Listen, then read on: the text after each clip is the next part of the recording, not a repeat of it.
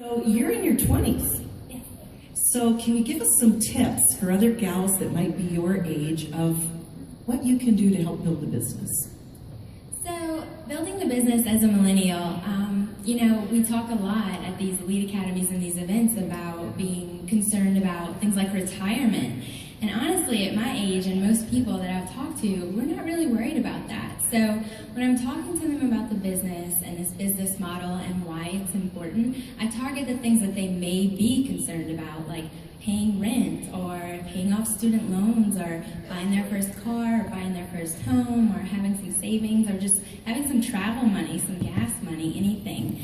So I try and concentrate on that, and then I always try and set the expectation for them by saying, this does take some sacrifice. This is a business, and you have to treat it that way. So maybe you'll have to miss some Saturdays. Maybe you'll have to come to Las Vegas for a weekend for an event.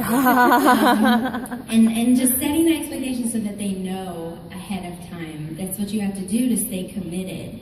And staying committed is being excited. So helping them to understand from the very beginning what we do is we get you enrolled, and then immediately our first goal after training, after all that, is to get your investment back. And if you can continue to duplicate that, it's not only going to keep you excited and motivated and moving forward, but it's going to do that for the team that you're trying to build as well. So just getting up every morning, being excited, and knowing that, finances aren't going to really be a worry of mine, even, whenever I get into my 30s, because I took this seriously in my 20s, so. Very good.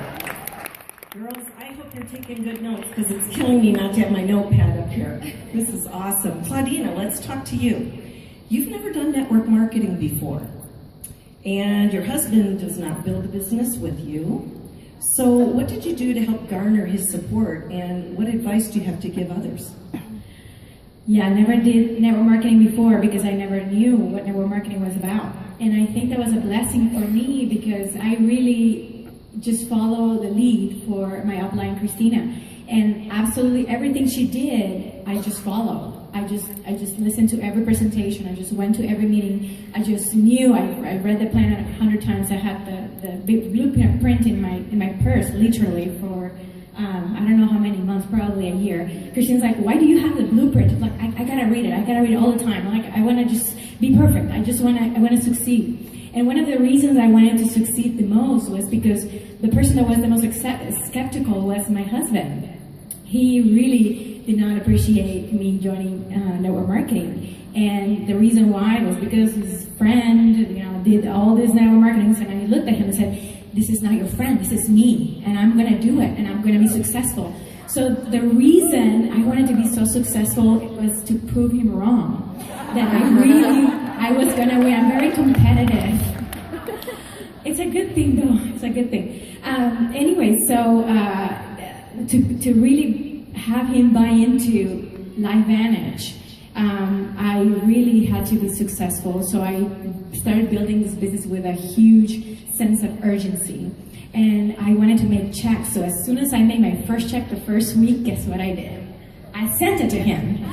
Second check, did it. And I was just emailing him every week my checks. And he's like, do you know where this money's coming from? I'm like, yes, I know. And I got to Pro 4 in 4 months, and that was huge. I felt so successful. And to be honest, the reason why I came to US was, I really was chasing the American dream, and guess what?